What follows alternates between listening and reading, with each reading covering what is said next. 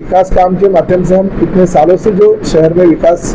की गंगा बह रहे हैं उसको नजरअंदाज देखते हुए और पंतप्रधान श्री नरेंद्र मोदी जी की छवि सामने रखते हुए लोगों ने हमको जो वोट दिए वो बहुत ही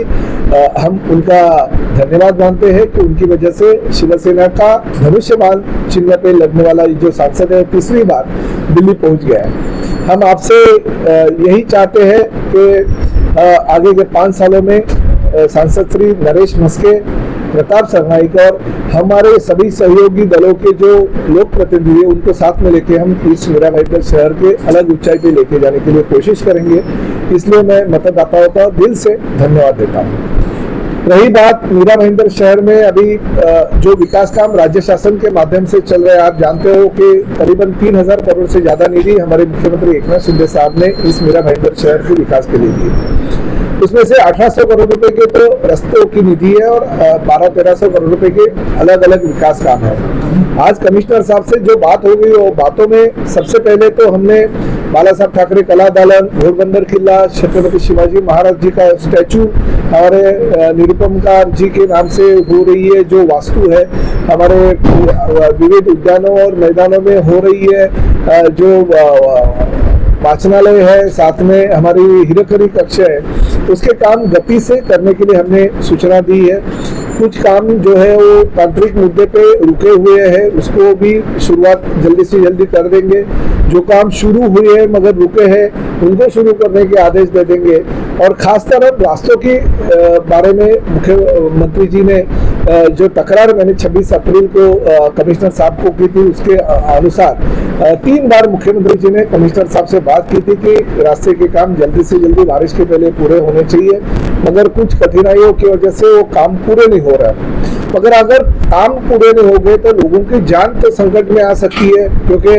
कहीं पे भी कॉन्ट्रैक्टर के ओर से बैरिकेड्स नहीं लगाए गए हैं, सूचना नहीं लगाई है कि यहाँ पे खड्डा है, यहाँ पे अगर गाड़ी चलाओगे, मोटरसाइकिल चलाओगे तो अपघात हो सकता है। आपको पता है कि MORD के माध्यम से जो रास्ते का काम चल रहा है वो काम की वजह से नुकसान हो गया था। एक मोटरसाइकिल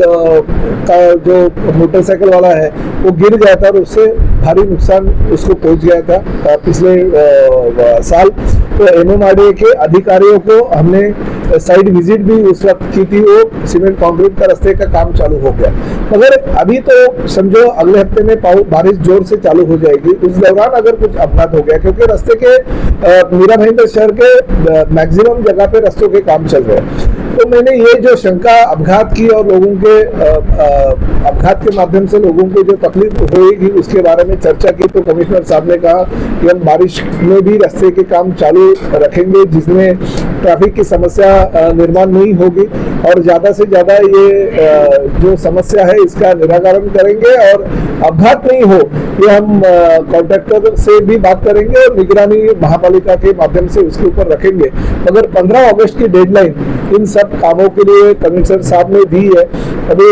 एज ए कमिश्नर उनका रिस्पेक्ट करना चाहिए करके मैंने 15 अगस्त तक की जो उन्होंने डेडलाइन दी उसका स्वागत किया, मगर उसके दौरान अगर कोई अपघात होता है कि उसकी पूरी जिम्मेदारी महापालिका प्रशासन की होगी। तो महापालिका प्रशासन ने उसके ऊपर कार्रवाई जल्दी से जल्दी करनी चाहिए और जो मुझे आज उन्होंने कहा है कि 15 अगस्त तक हम सभी काम पूरे करेंगे तो उसके ऊपर कार्रवाई होनी चाहिए, ऐसा मैंने कहा। और वो जो बातें हैं उन्होंने कही है कि नहीं हम पूरा करेंगे। मीरा भाईंदर शहर में 3000 करोड़ से ज्यादा निधि आने के बाद अधिकारियों की लापरवाही से या कुछ कठिनाई की वजह से, तांत्रिक चीजों की वजह से अगर ये काम रुकता रहेगा वो बराबर नहीं है। और भी कुछ निधि आगे के विकास काम के लिए हम लेके आएंगे, क्योंकि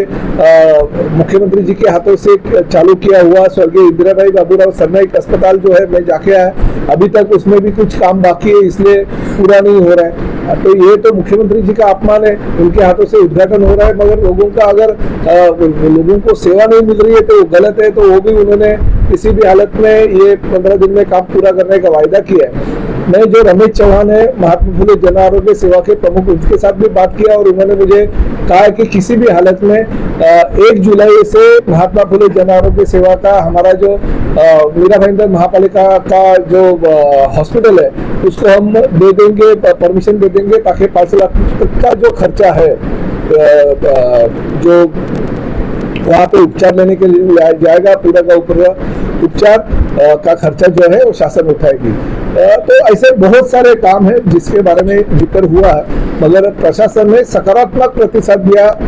तो मैंने 15 तारीख की जो डेडलाइन है 15 अगस्त की, तब तक हम रुकेंगे, नहीं तो शिवसेना के माध्यम से शिवसेना स्टाइल आंदोलन मुझे भी लोक प्रतिनिधि सत्ताधारी होने के बावजूद करना पड़ेगा प्रशासन के खिलाफ, ये मैंने आज कहा है। तो निधि आया है, उसके पैसे भी कहते हैं ना कि भाई हमारे पास निधि नहीं है, नहीं, ये तो नहीं है, जो कॉर्पोरेशन ने जो हमारे निधि की वजह से कुछ रुका नहीं है, जो शासन का निधि आया वो निधि है, मगर कॉर्पोरेशन का खुद का बजट की परिस्थिति गंभीर है। इसके लिए अगर महानगर पालिका के जो उद्यान है जहाँ पे सीनियर सिटीजन्स बेचारे शाम को सुबह बैठने को जाते हैं, योगा करते हैं, जहाँ पे हमारे बच्चे शाम के टाइम पे या सुबह के टाइम पे, वो अगर गार्डन भी हम लोग अगर भाड़े पे दे देंगे तो वहाँ पे पूरा मंगल कार्यालय हो जाएगा, वहाँ पे शादियां होगी, वहाँ पे बर्थडे पार्टी होगी, वहाँ पे एनिवर्सरी होगी। उसके खिलाफ मैंने आज कमिश्नर साहब को कहा कि वो जो निर्णय तुम्हारे अधिकारियों ने लिया, जो मूर्ख अधिकारी है, ऐसे तो चीजें सामने भी नहीं आनी चाहिए। जो उद्यान बच्चों के लिए और सीनियर सिटीजन्स के लिए, उसके ऊपर कुछ भी कार्रवाई मत करो करके मैंने कहा। और जो उनका सोच था कि उससे आवक बढ़े कॉर्पोरेशन की, तो मैंने फाइल बंद करने को कहा है, वो नहीं होगा।